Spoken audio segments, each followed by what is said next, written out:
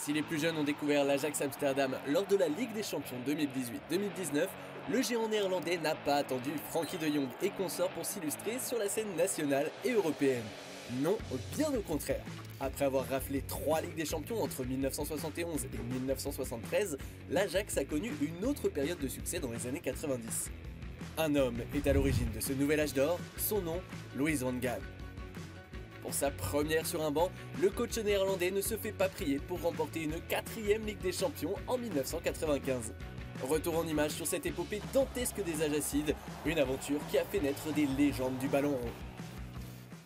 Abonne-toi à Megafoot, le meilleur du foot en vidéo. Le début de notre histoire commence à l'aube des années 90. L'Ajax, alors entraîné par Léo Beenhakker, ne séduit pas vraiment.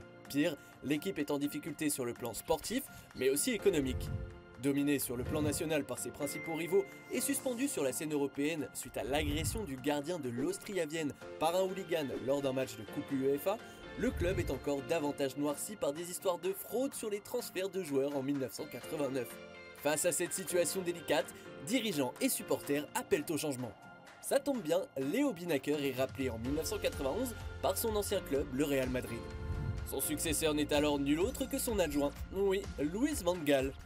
Pour sa première expérience sur un banc, l'ancien milieu de terrain n'a pas froid aux yeux. Il impose très rapidement ses idées et ses méthodes.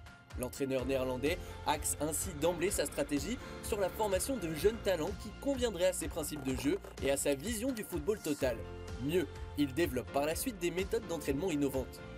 En mesurant et contrôlant l'efficacité de chaque séance, Van Gaal permet à l'Ajax d'évoluer et d'effectuer, quoi qu'on en dise, ses premiers pas dans la science du sport. Une mini-révolution aux conséquences immédiates. Les Ajacides, emmenés par sa nouvelle perle Dennis Bergkamp, retrouvent peu à peu des couleurs. Si bien que dès sa première saison, l'Ajax remporte la Coupe UEFA. Les Amstelodamois ne le savent pas encore, mais ce trophée sera le point de départ, le premier d'une longue série. Pourtant, tout ne fut pas si simple. Une coupe nationale plus tard, et voilà que les clubs italiens, véritables mastodontes, mettent la main à la poche pour piller le club à l'été 93.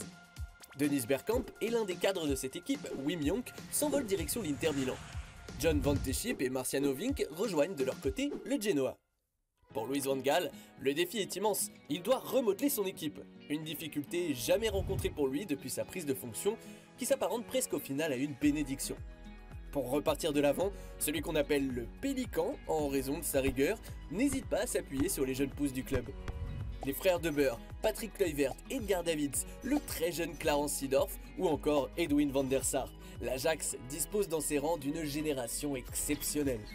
Des futurs cracks du ballon rond, encadrés par une légende de la maison, le chevelu Frank Rijkaard. On en oublierait presque le finlandais Jari Litmanen. Joueur fétiche de Van Gaal, le numéro 10 Ajacide explose au niveau européen. 26 buts plus tard, il est un des artisans du sacre tant attendu de l'Ajax en championnat. Si les supporters sont conquis, comme tout gourmand qui se respecte, ils en veulent encore davantage. La troupe de Van Gaal aussi. Une C3, c'est bien, mais une Ligue des Champions, qu'on se le dise, c'est mieux. Pour parfaire ses gammes, l'Ajax trouve avec le championnat un terrain de jeu idéal, une ère qui n'est pas propice à la défaite. 27 victoires, 7 nuls, aucune défaite, 106 buts inscrits pour une moyenne de 3,12 par match. C'est simple et les lanciers sont injouables, tout semble même facile. Ils ne rencontrent d'ailleurs aucune difficulté pour se hisser en finale de Ligue des Champions.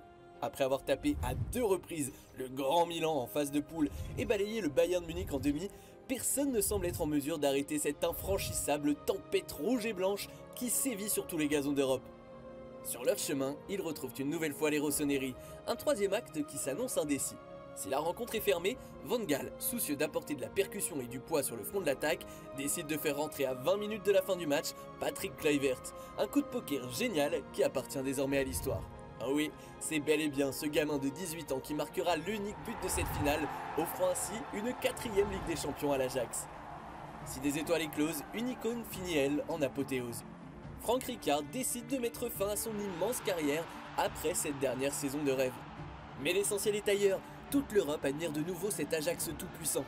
Une question torture alors ses concurrents du vieux continent, qui peut battre cet Ajax de Van Gaal? Cette machine de guerre menée de main de maître par un tacticien novateur assoiffé de victoire.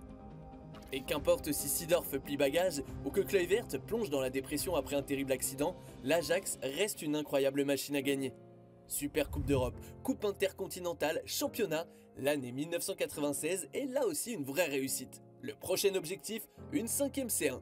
Pourtant, le 22 mai 1996, une équipe viendra faire tomber l'Ajax de son trône. Il s'agit de la Juventus. De nouveau en finale de C1, les Néerlandais s'inclineront au tir au but face aux Bianconeri. Cette défaite, qui constituera le premier échec de l'Ajax de Van Gaal, et encore pas certain qu'on puisse parler d'échec lorsque l'on arrive une seconde année de suite en finale de Ligue des Champions, entraînera un coup d'arrêt pour le club. Il faut dire bien aidé par l'arrêt Bosman. De nombreux joueurs quittent le navire pour rejoindre les richissimes clubs européens. Les jours de gloire ne sont plus que de lointains souvenirs. Et si Louis van Gaal quittera le club à l'issue de la saison 96-97 pour rejoindre le FC Barcelone, l'épilogue de notre histoire retiendra qu'il aura inscrit la classe 1995 dans les plus grands livres de l'histoire du football mondial. Et toi, cette génération de l'Ajax t'a-t-elle fait rêver? Dis-nous ce que tu en penses en commentaire. Si tu as kiffé, n'hésite pas à parler de notre chaîne autour de toi, d'aimer, de partager. A très vite pour une nouvelle vidéo. Ciao!